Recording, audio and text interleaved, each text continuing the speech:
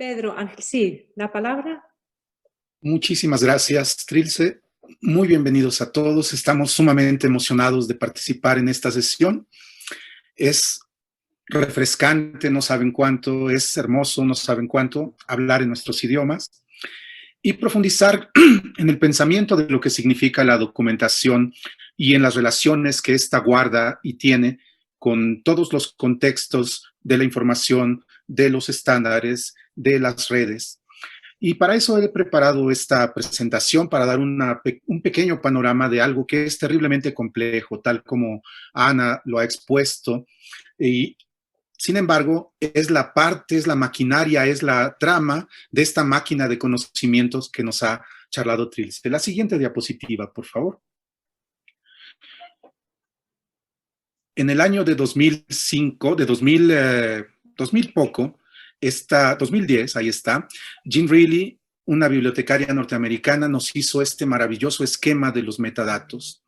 En ese momento había 105 estándares relacionados con el contexto del patrimonio cultural y ella se encargó de organizarlas junto con su colega, ahí está la liga, dándonos esta visión general de cómo la estandarización o la normalización del patrimonio cultural es, ya para ese momento y tal vez hoy más todavía, terriblemente compleja. La siguiente, por favor. Aquí nosotros vemos una parte de este planisferio de metadatos y adentrándonos un poco más, la siguiente, por favor, podríamos ver ya más en directo aquellos que tienen que ver con aquellos estándares que tienen que ver con los objetos culturales. Y fíjense cómo de el centro hacia la periferia hay una lista de muchas iniciales, algunas de ellas muy comprensibles para nosotros, algunas otras casi mistéricas, y conforme se va hacia la periferia, cada vez son más pequeñas y más volátiles. Esta representación de conocimiento que nos hace Jean Reilly de los estándares quiere significarnos el hecho de que para los objetos culturales, los que son más utilizados son los que se hallan hacia el centro del círculo. La siguiente, por favor. En el caso de los museos, y aquí lo veríamos, no quiere decir que no utilicemos Dublin Core, que no utilicemos Atom, pero ese tipo de estándares están relacionados hacia campos distintos de conocimiento o hacia otro tipo de usuarios. Y entonces, a la hora de irnos aproximando hacia el centro, vemos que estándares como el Tesauro de Arte y Arquitectura de Getty, Cataloging Cultural Objects o el CDWA y su versión esquema en XML, o el CIDOC CRM. Museum Data es una cuestión curiosa. En el año de 2010 todavía existía esta iniciativa, pero hoy se ha transformado hacia otra que también es promovida desde nuestro querido CIDOC, que es Lido. Y también está Spectrum o los tesauros de vocabularios de Getty. Esos son los estándares más utilizados. La siguiente, por favor. Pero claro que ver así el panorama de los estándares siempre nos deja un desasosiego terrible. Y por eso yo quise organizar en una especie de línea de tiempo que nos pudiera ilustrar con mayor precisión cómo esos estándares han nacido y cómo se han desarrollado y en qué esferas de las tecnologías de la información son utilizadas. La primera línea que ustedes ven arriba es la de la red. Ahí está cuando la red todavía se manejaba por sistemas internos de comunicación por medio de Gopher, por ejemplo, y teníamos que escribir todo fuera de un entorno gráfico. Y por ahí del 1993 hemos puesto ya el símbolo de Mosaics, que fue el primer navegador que ya utilizaba la idea de Tim Berners-Lee del hipervínculo.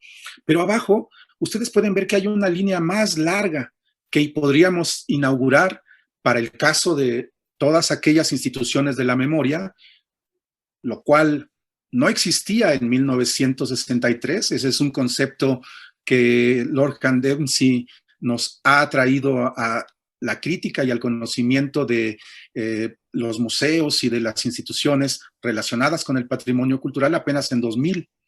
Ahí es cuando se inició LAM, Libraries, Archives and Museums, como un horizonte común de información de distintas organizaciones de la memoria. Y bueno, pues podríamos remontarnos hasta el Mark XXI de Henrietta Abrams y esta idea de transformar los tarjeteros que antes existían en las bibliotecas en sistemas referidos por máquina que fueran capaces de darnos, en lugar de una consulta manual sobre tarjetas, una terminal, un OPAC, que nos brindara información certera desde el computador. También ahí está el nacimiento del primer ordenador y poco tiempo después, solo casi 10 años o 15, en 83 ya Time decía que era la máquina del año. En la siguiente diapositiva, ustedes verán mucho más clara que tengo 3 colores diferentes. Los anaranjados se refieren a aquellos estándares relacionados o referidos a el territorio de la archivística, la ISAT-G en un lado y arriba a la derecha sobre 2012, ustedes podrán ver la ontología RIC, Recording Context, que ha promovido el International Council of Archives. Y regresando un poco más, ustedes verán en color azulito aquellos estándares que tienen que ver con los museos. Desde el 93 está trabajando CEDUB, Object ID. Después continúa una brillante cadena de eventos referidos a estándares por parte del CIDOC. Por ejemplo, en el 95 con el CIDOC Guidelines, que es un documento capital para nosotros. O después, justo por cuando Lord Candemsey nos trae el término LAM, empiezan los trabajos que han perfilado el propio estándar CIDOC CRM. Y más abajo, con distintas líneas de tiempo y con distintas perspectivas, nosotros vemos el inicio de trabajos de BRA y de Spectrum por los años 90 también. Y después hay una etapa gloriosa realmente para el caso de los estándares que tienen que ver con la organización de la información y que tienen que ver cuando iniciativas como BRA se unen al Instituto Getty para perfilar Cataloging Cultural Objects y todos los vocabularios y las reglas de catalogación para objetos artísticos de CDWA.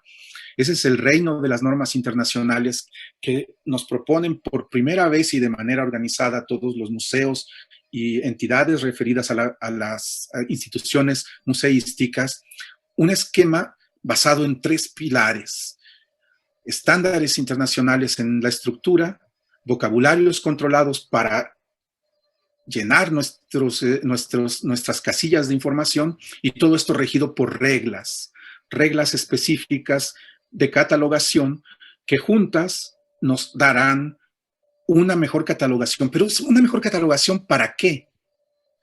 Para que nuestra información tenga la suficiente fuerza y sea tan robusta que nos ayude a llegar a el horizonte último, que es nuevamente este panorama de la red general, ¿no? Y ahí tenemos nuevamente arriba, en 2008, el nacimiento de Europeana, en 2013 el de la DPLA de Estados Unidos, la Biblioteca Pública Digital, y en medio de todas estas líneas de tiempo podríamos irnos adentro y empezaríamos a ver las maravillosas páginas web que van naciendo de muchos museos y de muchos lugares que tienen que ver con el patrimonio.